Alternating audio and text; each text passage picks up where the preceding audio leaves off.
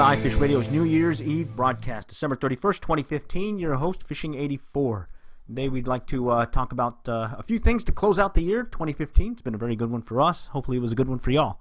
Let's go into today's show. What I'd like to do is give some fishing updates on some areas that we've fished these past month or so. Looking at gear and things, as well as questions and answers, and then looking at closing things out for the show. So let's start out with some fishing updates. We'll go to the Blue River, Beavers Bend State Park, and then Bethany Lakes, and then finally Waterloo Park Pond. Looking at the Blue River, some things that we had learned over the course of the last few days here from Scotty's one-stop shop. He's indicating that bait fishing is probably going to be the way to go, looking at salmon eggs and garlic trout bait, mainly because the water's been fairly murky lately because of all the rains and all the water flowing and whatnot. But bottom line, we're looking at Tuesday next week possibly as being a good time to try doing some fly fishing. But the big news is because of some of the areas other areas that have been impacted, it looks like the Blue River may enjoy some double stocking. So it looks like there'll be more trout being released in the river and allowing us fly fishermen as well as other trout fishermen to get a chance at those rainbow trout. And that said, looking at the Blue River public fishing hunting area video and what they posted about what they're saying about the area, slightly murky but improving. So let's take a look at what they're talking about here. And this is a posting that they put, and what we can see is the water's definitely murky, but not as murky as it was, and what they're indicating is it's starting to clear up. So that's very good news. Very good news. So let's move on to the Lower Mountain Fork, Beavers Bend State Park. And yes, Lower Mountain Fork River Foundation posted on their site that the park is closed. And here's a good picture of the water flowing over one of the roadways. We are waiting for a damage report. He also indicated that as soon as they do open the park, that hopefully we can get some flyovers like they had done previously and posted on YouTube of all the damage or changes to the river that occurred. So everyone's keeping an eye out on things happening at Beavers Bend State Park, but bottom line, it looks like the area is closed for now. Let's go over to Bethany Lakes. That's our local lake here that got stocked on the December 17th, so about 2 weeks ago. Usually what happens there is good bite the first week or so, and then the second week starts getting harder. And we did stop by over there, and we saw that the bite has slowed. Have also seen a few cormorant have showed, so that usually is a good indication that the trout will be harder to catch. And then additionally, some suggestions is using some bait instead of lures. And then if you do want to go for a chance at some of the trout there that may still be there lurking, look at trying the evening bite. And if you do want to go with lures and fishing flies, take a look at any surface activity on the water surface. If you see anything hitting, be prepared to start using some of your dry flies as well as sight casting with super dupers and whatnot. What we've tended to see on the third week is if they do start hitting on the surface, they'll be hitting dry flies, these little black midges, or kind of like a creamish colored bug flying around and whatnot, and you'll see them start dimpling on the surface and start rising, and that's a good indication to give it a shot. But like we said, we did check out the place earlier and did a little fly fishing ourselves. In this case, we ended up catching a bunch of little bluegill on the fly, so that was pretty fun. But that said, let's go on to Waterloo Park Pond. All right, so with Waterloo Park Pond, bites should still be good. What we tend to see is because it's just a small area that's stocked, a little pond, the trout are fairly easy to locate, and once you have them and you found the pattern or found the right bait, you're usually able to limit out. That said, also there's another stocking that's going to be happening here, so it gets multiple stockings for such a little lake, and the next one's planned for January 10th, but there's a derby on January 9th, so putting two together and our thinking hats on, we suspect that there'll be more trout there on the 9th in preparation for that derby. And good thing about the derby, Here's some more information here on the 9th Annual Howard Kaler Adult Trout Derby. This is hosted by Denison Parks and Recreation and Texas Parks and Wildlife. And there's some more information here that you'd like to go for it if you'd like to do some fishing. It's going to be from 9 a.m. to 11:30. Includes lunch, and then there's some prizes and whatnot that occur. So if you want to find out more information there, check out the City of Denison Parks and Recreation Department's website, as well as if you want to give them a call, you can call them at 903-465-2720, extension 2034. And I'll say again, 903-465-2720, extension 2034. So keep that in mind with Waterloo Park Pond.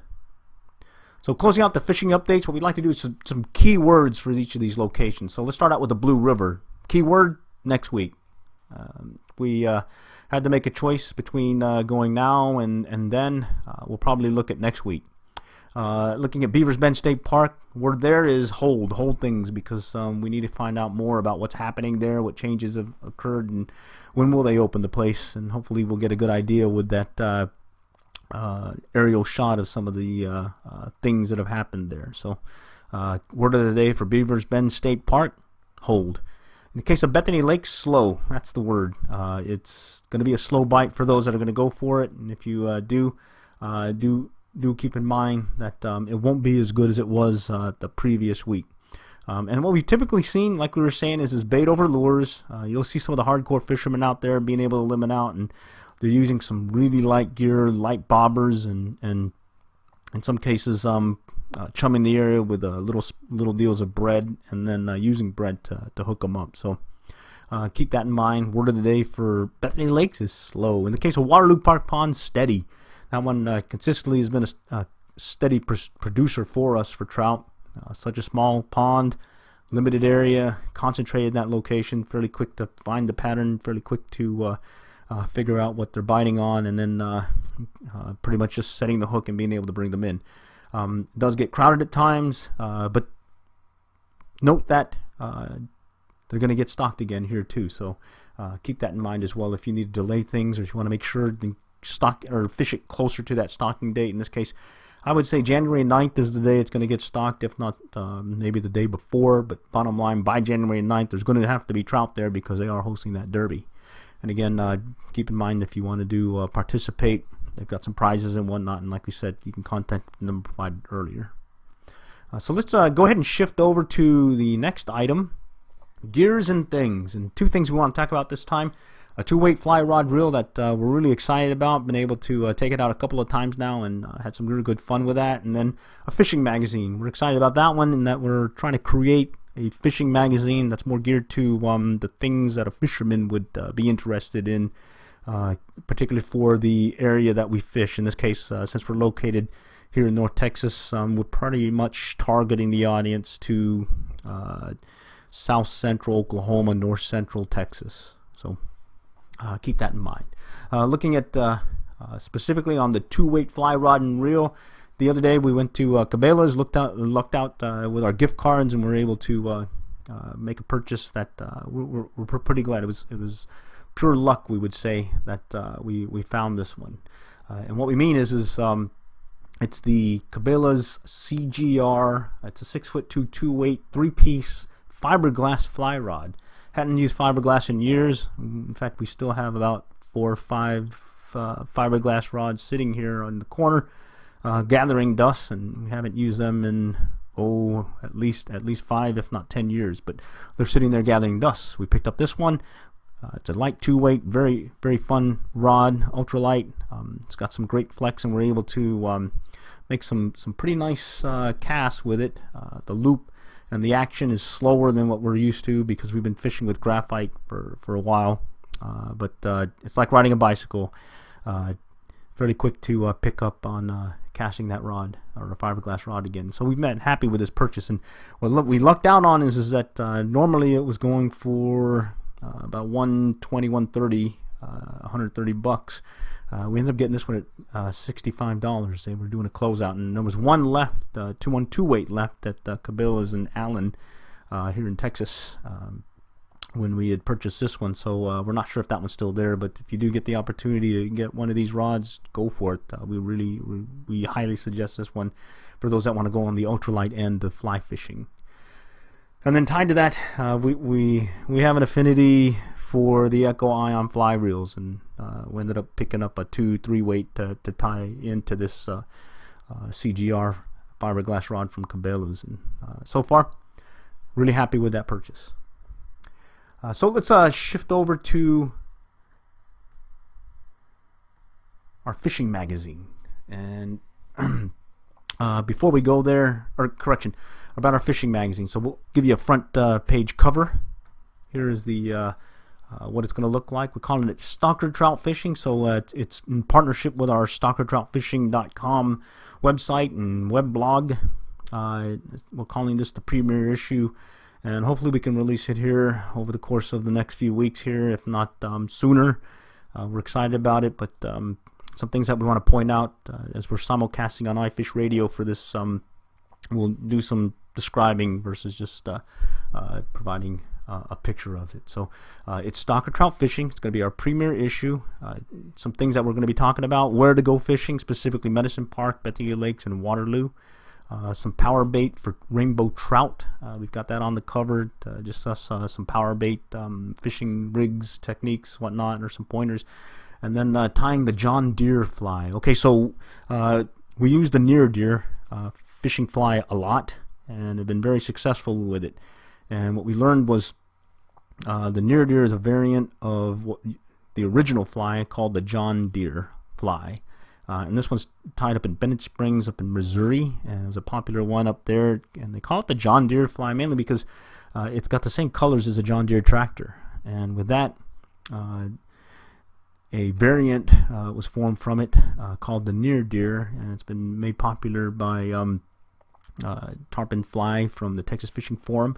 He's a Texas-Oklahoma fishing guide as well, Kerry Thorne, who put us into the fishing fly, and we've been very happy with the Near Deer. And so just in going back to where this one started and how effective one is the other, we wanted to go ahead and try this John Deere. It's a little bit, or actually it's a fairly easy fishing fly to tie, so we're going to post some pictures on how we'll tie that and even give it a try. Not sure how good it'll do compared to the Near Deer, because the Near Deer has been a consistent producer for us and we've been very happy with it. But let's see what this John Deere one does too. It's apparently been a good one for those folks up in Missouri. Alrighty. Other things about our fishing magazine. Here's the content that we're going to be providing.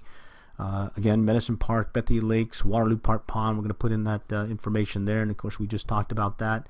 And then we'll talk about powering up with power bait, and then talking about super dupers. Those have been a very consistent producer for us on ultralight gear. And then we've got several departments. We're calling one the Howdy from the Field team, so we'll just give a brief message on how things are and what we're introducing for the given issue. Some things of interest, tip busters. So think of myth busters, but what we'll do instead is, instead of trying to bust a myth, we'll go look at a suggested tip, be it wherever it comes from when it relates to fishing. And what we'd like to do is try out that tip, and then we'll come back and give you a thumbs up or thumbs down, or how we feel, or our assessment on how good that tip is or not. So that's what we'll be doing for tip busters. And then iFishing fly in the spotlight.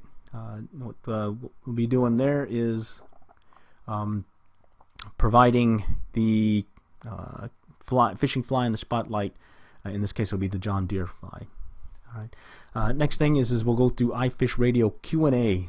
So some Q&A things that have come in over the course of starting the radio, online radio, and what we want to do here is just be able to document some of those questions and answers and add them in there, so others can take a look at it who weren't able to join us on the show.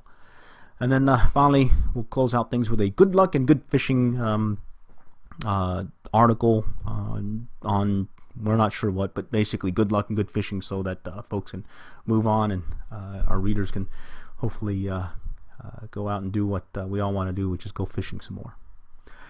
Alrighty, so That said, questions and answers, our next section, on the fly. We're calling this on the fly because we've been trying to do these online chats. We've been trying to do live streaming on YouTube, on our YouTube channel, and unfortunately things have been kind of hit or miss lately with getting that stood up. But what we'd like to do, at least get the information out on if you have a question, and hopefully we can give you a good answer. Here's some contact information that we're providing. One, you can get to us using our website blog comments. So if you go to one of our blogs postings, and you'll see there's a comments section there. It's a moderated comments section. So if you put any question there, we'll see it. We'll be able to take a look at it and hopefully come back and give you an answer, a more detailed one. We'll do it two ways. We'll answer back to you on the comment, and then additionally we'll also follow up a more detailed response, possibly a blog post or maybe expanding out to another article and whatnot. So we'll play on that one by ear. Other things, you can contact us via email. Our email is COAF, so Charlie Oscar Alpha Foxtrot .weblog@live.com. All right, so again, Charlie Oscar Alpha Foxtrot .weblog@live.com. Say it again, COAF .weblog@live.com. And then going into our YouTube channel, we also post videos there. If you can't find us, just do a search on COF Field Team Videos, and you'll get us there. Also, we do have the URL for it. It's basically the www.youtube.com and then user DMLL84. And that should get you there too. So it's kind of a roundabout way of getting to us. We're supposed to be getting a new URL for it. There's an offer there to get it updated, but I don't know if we'll make that change yet. We're still having to work through some of the details on that.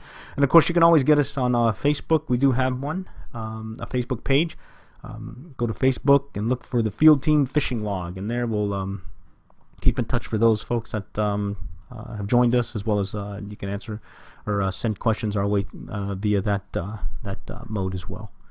And then finally, iFish Radio. On our online station, we do have a chat feature. Unfortunately, we learned that you have to be a member of iFish Radio, or you have to have a profile for it to submit those chats. So we found that that's been kind of hit or miss for folks trying to submit a question. Alrighty, so that's our questions and answers on the fly and how to contact us. Do reach out to us, and we hope to give you more information. And if we can't give you an answer, we'll let you know as well. Finally, let's close things out with a Happy New Year. So Happy New Year and good luck and good fishing. It's been a great 2015 for us, and we're looking forward to 2016 for some more fishing fun. Hopefully our day jobs don't get in the way, and we continue doing this on the side. Actually, we'd like to do this more than on the side, but again, we do have our day jobs. So until next time, it's Fishing 84 on iFish Radio. Happy New Year into 2016, and good luck and good fishing.